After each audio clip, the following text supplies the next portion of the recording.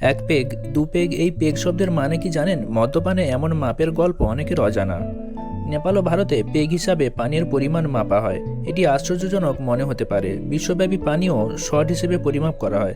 কিন্তু আপনি কি জানেন পেগ আসলে কি এবং এই শব্দের পেছনের গল্প কি? এই পেগের এমন একটি গল্প আজ শেয়ার করছি যা মানুষের কাছে কম পরিচিত। এই নাম কিভাবে আপনার প্রিয় পানীয় পরিমাপের একক হয়ে ওঠে। এক পেগ দু পেগ এই পেগ শব্দ পানপাত্রের মাপ হিসেবে ব্যবহার করা হয়। তবে জানেন কি একমাত্র ভারত ও নেপালেই এই শব্দটি ব্যবহার করা হয়। নেপাল ও ভারতে মদ পরিবেশন করার সময় পেগ শব্দটি ব্যবহার করা হয়। স্মল বা ছোট পেগের অর্থ 30 মিলিলিটার মদ, আর লার্জ বা বড় পেগের অর্থ 60 ml।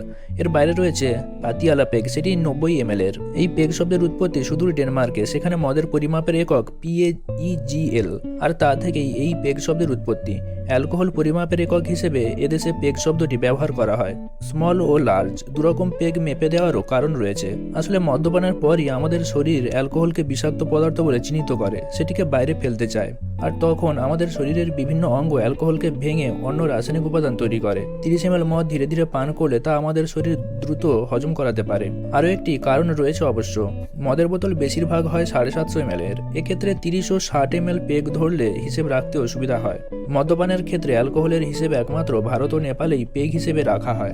মনে রাখবেন, অত্যধিক ও নিয়মিত মদ্যপান শরীরের প্রচণ্ড ক্ষতি করে, তাই মদ্যপান থেকে দূরে থাকাই ভালো।